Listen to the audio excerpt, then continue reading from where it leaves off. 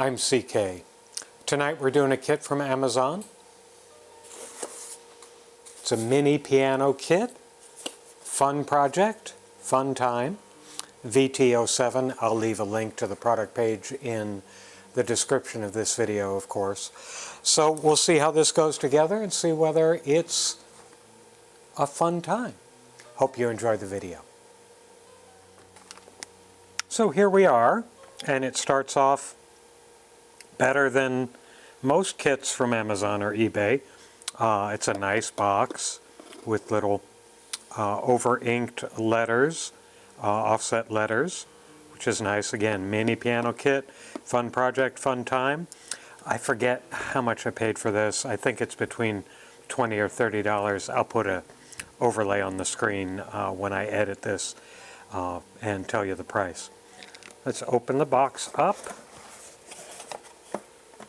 And here we are. Voger Time, Fun Project, Fun Time Mini Piano. Instruction Manual. Principal Overview. It's a fun piano with a NY7P021AS28 microcontroller at the core. Audio power amplifier and matrix keyboard as the main peripherals.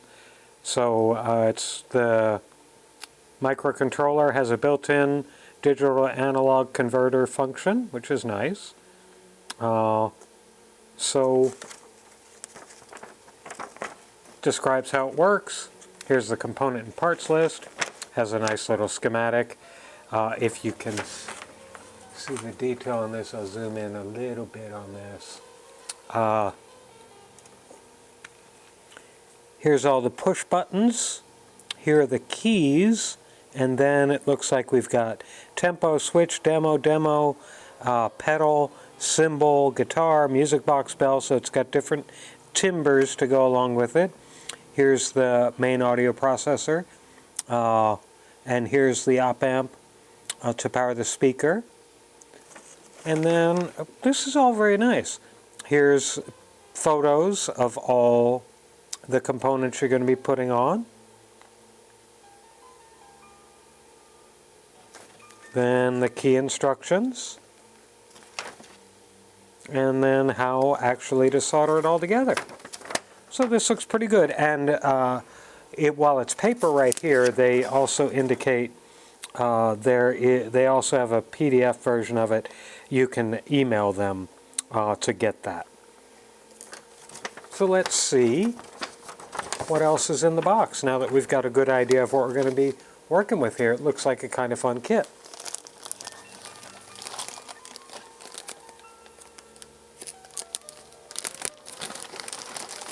Of course, first we have to get rid of the nice box.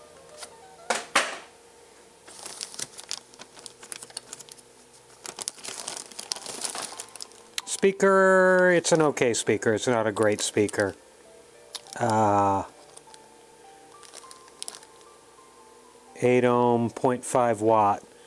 And as you can see, the cone construction is not great. But I'm sure it'll be fine for this little piano. Battery holder for 3 AA batteries. Oh, this is nice. All the electronic components come in a little pre-sorted bin,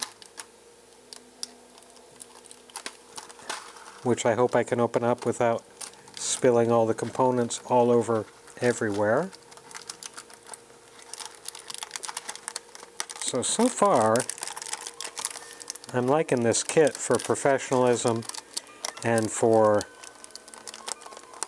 appropriateness for a potentially young builder. So we've got our resistors all sorted, our diode. I wonder why you need a... Normally don't need a diode there, but that's okay. A bunch of switches, bunch more switches, I think one. I think these are the key switches, and these are the function switches. Some screws, some metal brackets, a power switch, I bet. One 4.7 microfarad. I can't see it real clearly. 222 disc cap, LED, and a itty bitty electrolytic. So again, pretty straightforward. That LED is probably the thing that's going to take up more power than anything else in this. And look, I think this is the piano legs. That's cute. I don't know where the processor is. So here's the actual piano. Circuit board. Oh, the processor. Oh, I didn't know that. It's a surface mount processor and the surface mount op amp, and they're already soldered down, which is good for a beginner, not so good for me. But that's okay. The project will just go pretty quickly. Now, as we look at the board, circuit board, let's see. The holes are through plated, and all the components have the correct values.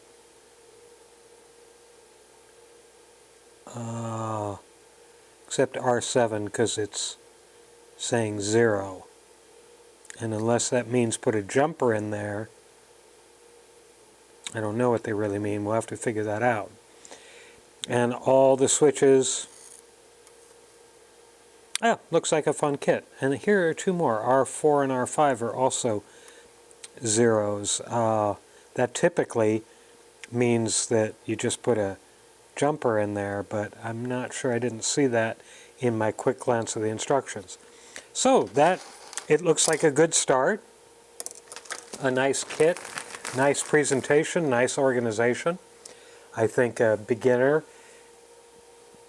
or a young builder would approach this very comfortably as they see it. So I'm going to heat up the soldering irons and we'll get started putting this thing together. Okay, so I took a look and it is actually 0 ohm resistors. I don't know if I've ever seen 0 ohm resistors on a through-hole board. You see them on surface mount as jumpers, but again, I don't know if I've ever run into 0 ohm through-hole resistors. But first time for everything, I guess. First resistor is always a test to see how their software laid out the spacing, whether you can just bend things by hand or whether you want to get something to be a little more precise like this, because I want to have about 1/8 of an inch on each side so the resistors go in nicely.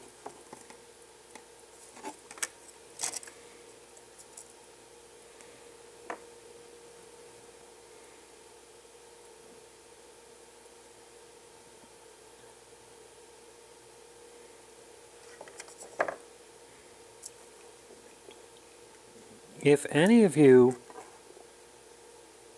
know why they would have put 4 0 ohm resistors on this board instead of either jumpering it or just not having them there at all, please let me know, because I'm always interested in learning new things. And again, I've never put a 0 ohm through-hole resistor in anything I've ever built. And that's a lot of things I've built.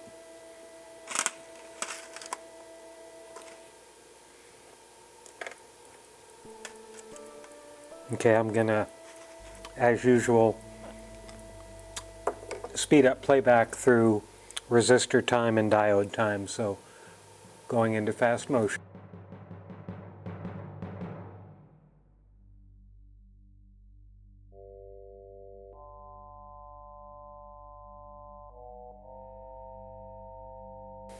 Okay, so that's resistor time. Over quick and easy, you may have noticed that the solder went very smoothly on the solder pads. Not a problem with that at all. I'm going to go ahead and solder this LED right now just so I can be sure it's flush against the board. As you can see, I'm holding the LED flat against the board with my middle finger behind the board, and then solder one leg and it's set and we can do the other leg.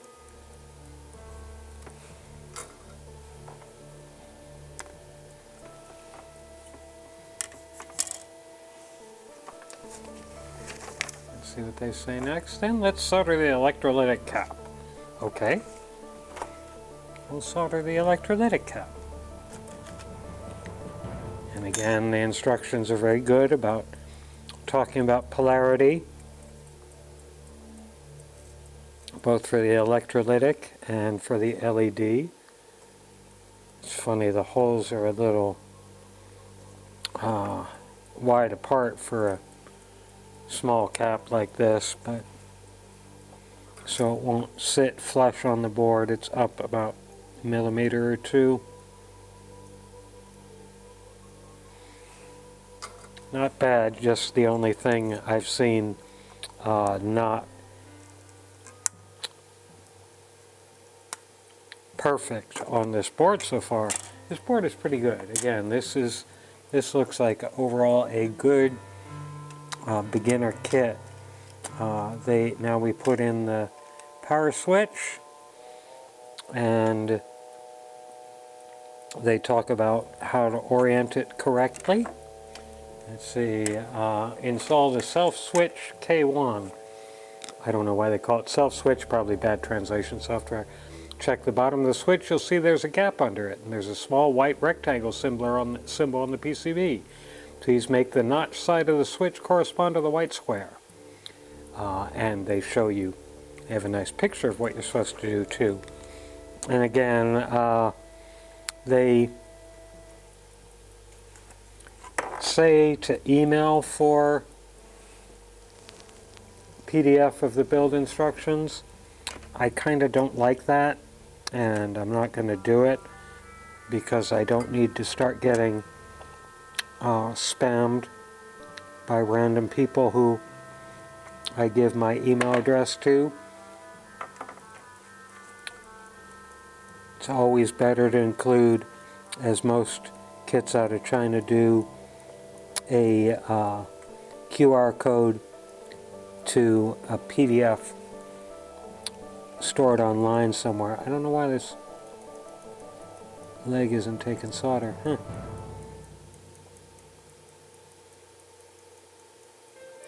Now, the PDF might also be linked from the product page on Amazon. I didn't look. Again, I'll fill that. I'll put a overlay on the bottom of the screen if that is the case. And I was being sloppy there, so I bridged these contacts. I did it on both sides. I'm prepared for that. This power switch, you may want to watch your builder, because you're a young builder, because these contacts are pretty close together and the solder pads are pretty big, so there's a lot of room for them to bleed into each other. And as you can imagine, I generally don't bridge contacts on through-hole boards very often.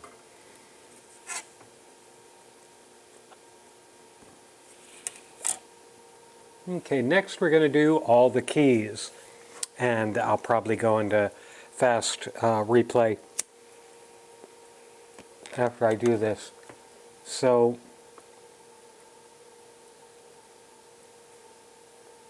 we've got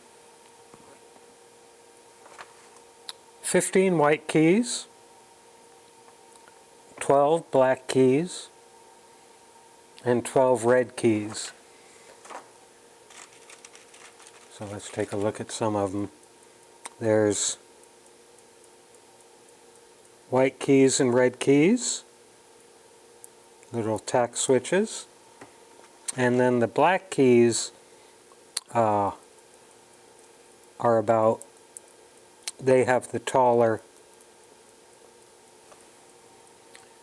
stalks. They're what, 3mm, where the red and the white ones are only 1.5mm.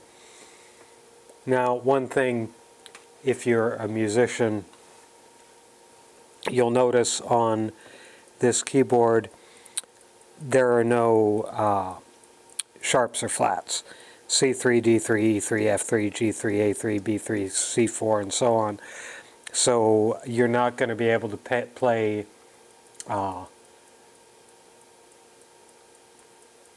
Bach concerto in E flat major, because you can't play E flat. So if you're looking for this to replace one of your touring rigs, you probably will be disappointed. So I'm going to, again, fast motion through putting all these switches in, because, again, they're simply click in. Main thing for your young builder to watch out for when you click them in is to not bend the pins, the legs. But that's pretty simple. Just take your time and don't force it. Just look at what's going on and see that they're in the right spot, and then use your thumbnails if you, see, except for that one, see, I just bent that pin. So it can be more challenging than you think. And of course, the good thing about these tact switches, which are pretty common throughout the industry, is there's no polarity. You don't have to worry about getting the orientation right. If they fit in the holes provided, then they are installed correctly. That's easy, and you don't have to stress about it. So as I said, I'm going to go into fast replay after I get this one in. And while I do that, I always listen to classical music on WQXR out of New York City. I've been listening to them my whole life, and now that I live out in California or wherever I am in the world, I listen to them on the WQXR app, available from your local app store or at WQXR.org. They are non-profit, non-commercial, and in my opinion, play the best mix, variety, and interesting classical music, from the standards to new music. So that's what I'm going to be listening to. And I'm going to start listening with Schumann's Piano Trio No. 2 in F major, which we could not play on this because we don't have the appropriate keys, by the Icelandic Symphony Orchestra. So enjoy watching switches go in.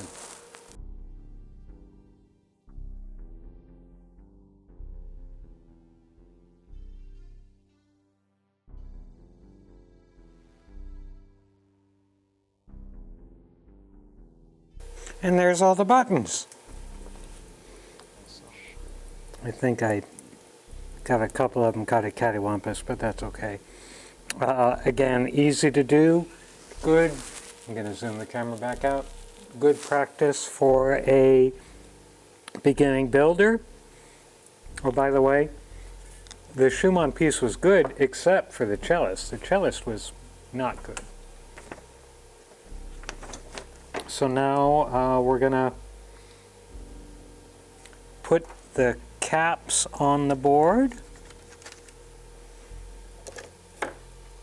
The instruction manual actually has these going on before, but I wanted to get the switches out of the way because I knew I'd have the board face down, and I didn't want to have the disc caps leaning over or being bent over.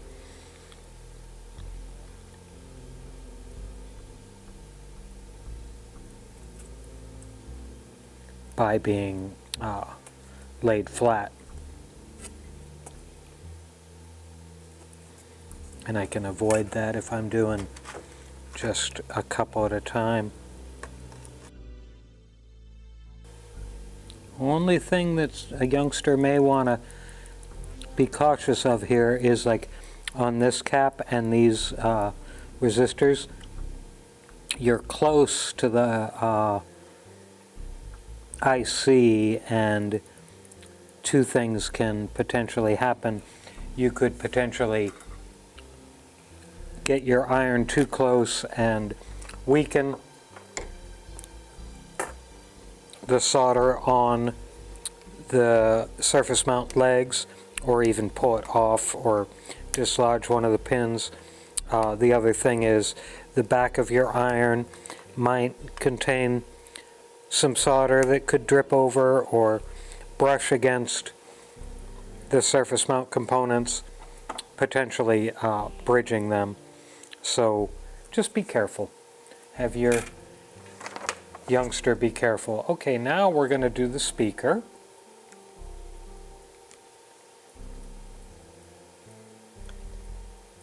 And let's see how they describe how to do this. Okay, good. So they do say solder the wires onto the speaker first, then mount the speaker on the board, and then solder to the pad. So here are the speaker wire positions.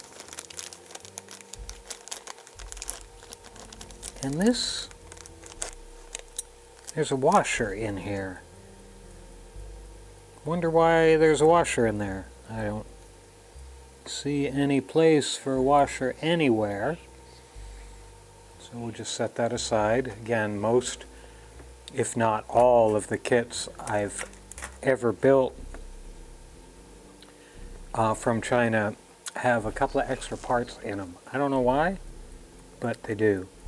So make a little hook on the wire, pull it through, and again, or as I often mention in my videos, locking tweezers. Clip that locking tweezer on the wire. You get a little bit of tension on the wire, so while you're soldering it, it's not moving around. And then once it cools off, just pluck it right back off. Tweezers are an essential part of your workbench for a lot of reasons. Again, in the next couple of weeks I'm going to do a short video on the tweezers I use and what I use them for, and why I think you would be very well served to get yourself a number of tweezers of all kinds.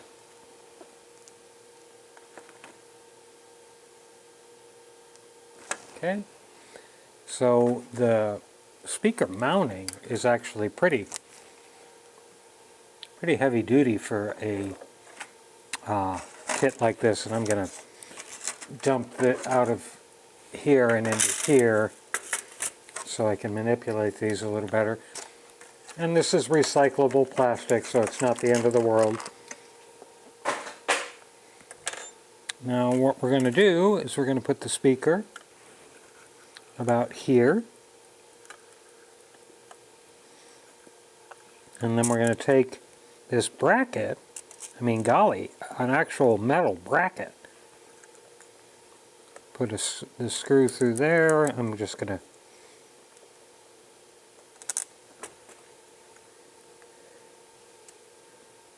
to start all of these.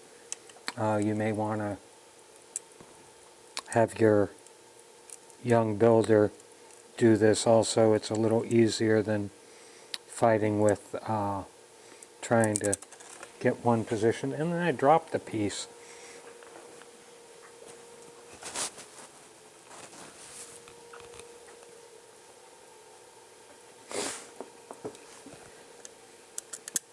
It's a little easier than trying to get one position with the speaker in place and then get another position and so on. Just put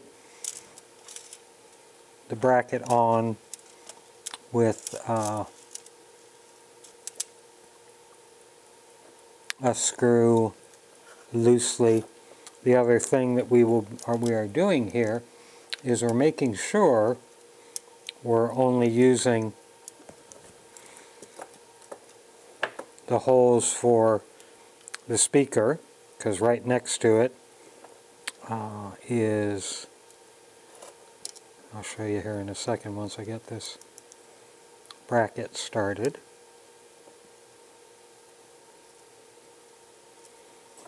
Right here is a hole for the leg, one of the legs to stand it up on.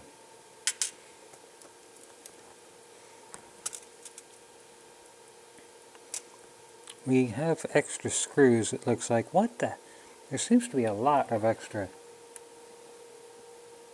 screws here. Oh, I see where that's going. I'm sorry, I didn't look to see where they were mounting the battery box.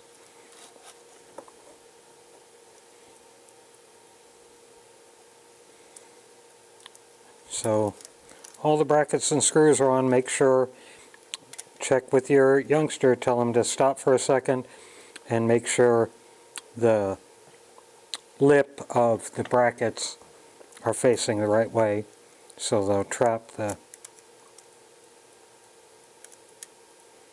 rim of the speaker appropriately. And secure it with your thumb. Screw it down, grab your little benchtop Phillips screwdriver. Get it a little snug, not too tight, because you're still going to adjust for the other ones. Now the next part can be a little tricky for a youngster, and then they don't talk about this, and the way I approach things like this is very much like doing surface mount. So I'm going to come to the two speaker mount points. I'm going to lay a bead of solder down on both of them. Not caring about the wire at all right now.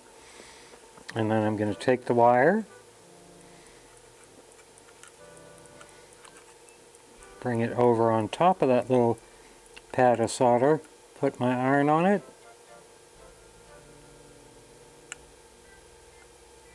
and it sinks right in, and we got a good connection. Then you're not trying to wrestle three things: the wire, the iron, and a strip of solder. It just makes it easier to do. There's the speaker installed. Where are we at now? And now we're going to do the battery box.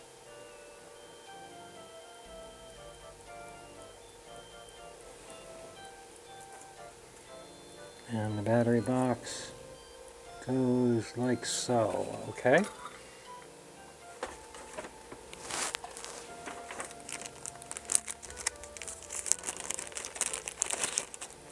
So the battery box is going to be held by these two, in these two holes,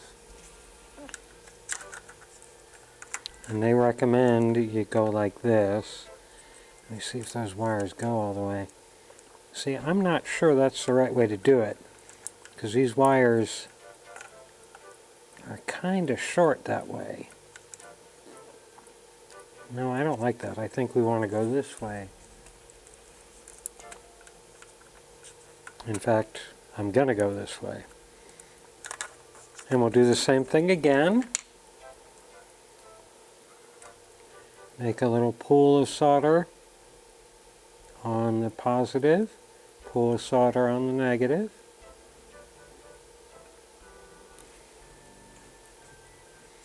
Then, knowing how we're going to be doing it, we're going to be putting it on like that. So I want the wire here.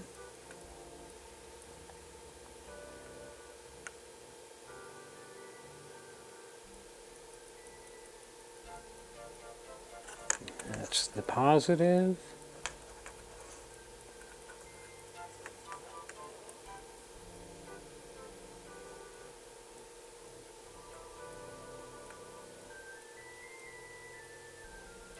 And that's the negative. I'm going to put a little more solder on that.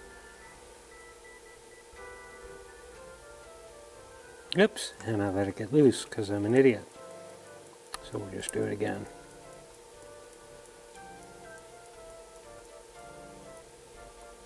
There we go.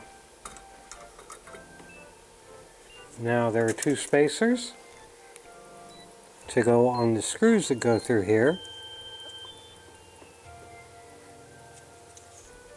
And these are actually countersunk screws. They've got a chamfer on the side of them, even though the case doesn't have countersinking. But the white spacers go on those, like so. And that again, that's one of those little manual dexterity things that you might want to help your youngster with.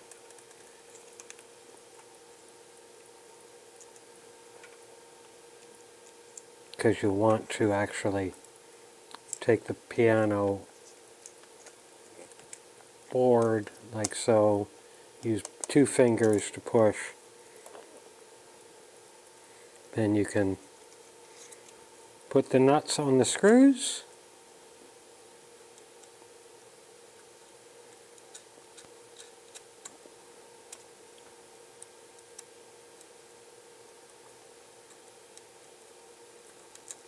Yep, you can get the youngster will probably have a better chance with that because they don't have big clumsy fingers. Where did I put my screwdriver? There it is.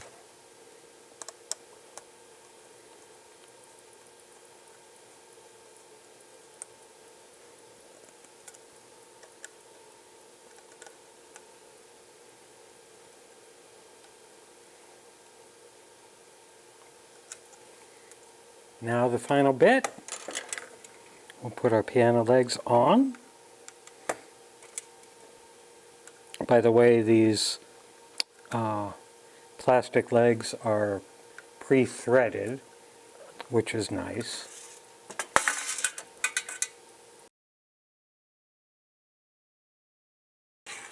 Okay, so there it is.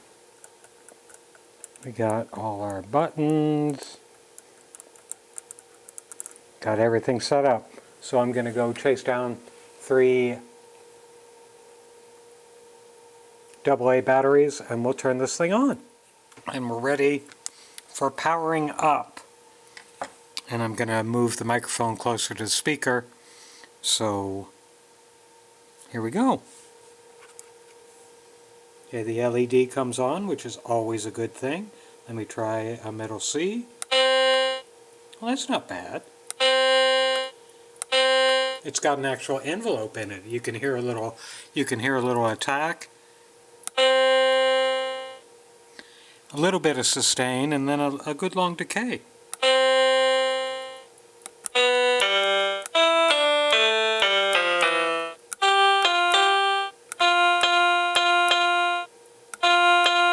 Wow, that even seems to be velocity sensitive. That's pretty neat.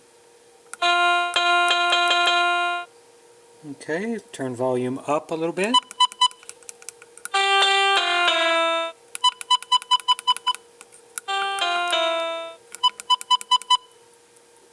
I'm going to switch over to a different timbre. We'll go for an organ.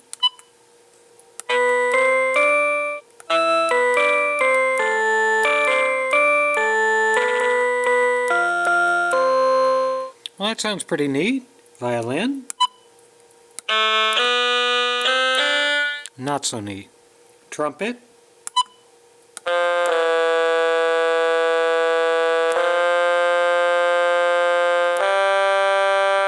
And you'll notice again the chip they're using does actually good envelopes, because you'll notice with the trumpet, as it should be, there's no release when you hold the key down, where with the piano there is a release. So they're replicating real instruments pretty well. Mandolin. Bell. Music box. And then guitar. I don't know much about that. So let's take a look at the second rank of switches. Not sure what they all mean. I'm going to go back to the piano patch just because it's more reliable.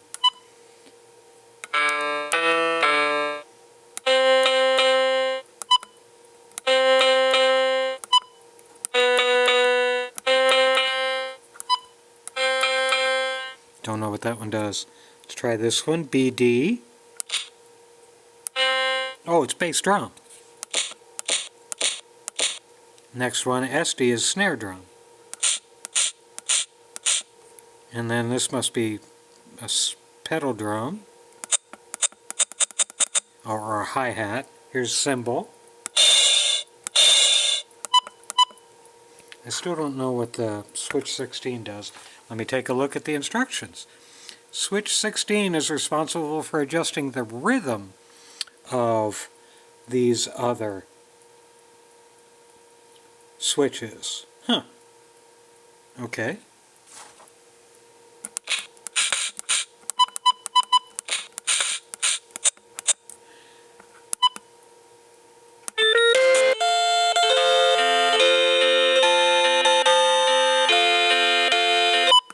So that obviously is the demo mode.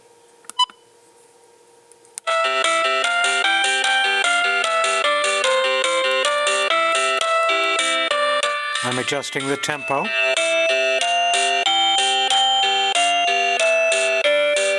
Beethoven would be proud.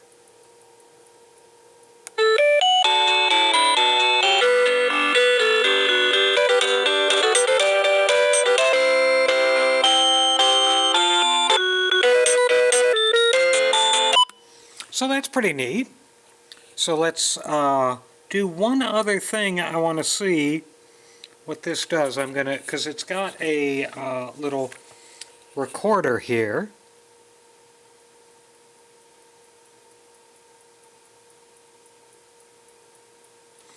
Okay, so switch 29, which is this, is the mode of playing along with the song. Each key of switch 1 to switch 15 has hid a song and music. Ah! Press 29 once, then press any of these keys.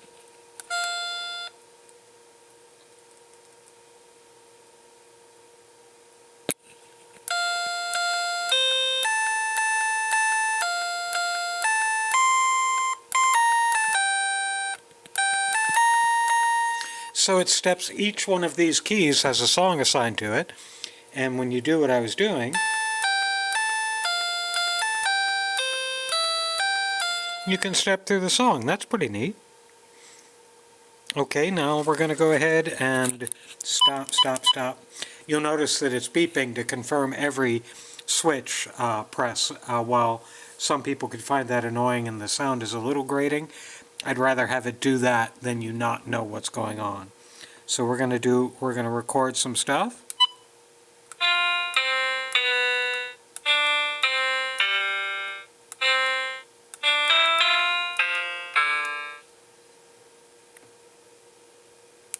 Now we'll try and replay that. I think that worked.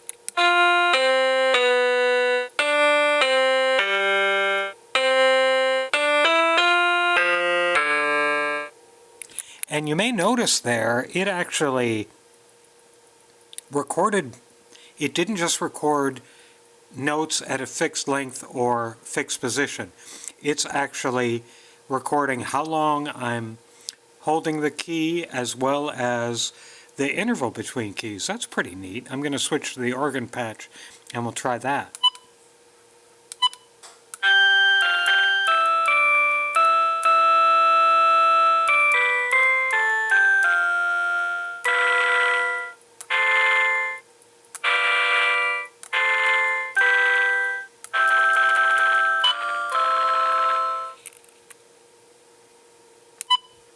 I think it beeped because I think it ran out of song memory, but I'm not sure.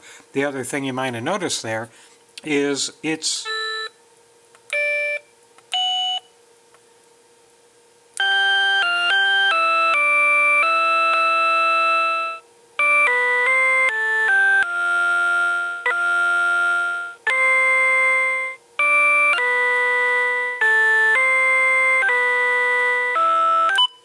that's interesting. So when I played it,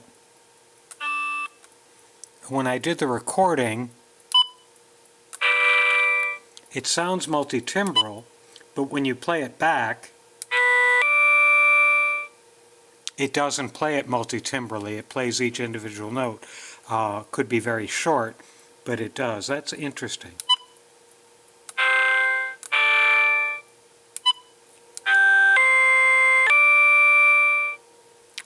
See, it only played a single, it only plays back a single note, even though I can trigger multi-timbral notes. So I can play a guitar chord. So, that's it. It's a good unit. I would definitely recommend this. A youngster, excuse me, a youngster could very easily put this together, and when they get done, they have a reasonably capable little keyboard to play with.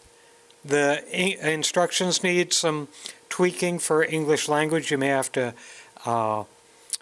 read them along with your child to sort out the missing pieces, but it's a good thing. I recommend this little unit. Thanks for watching the video.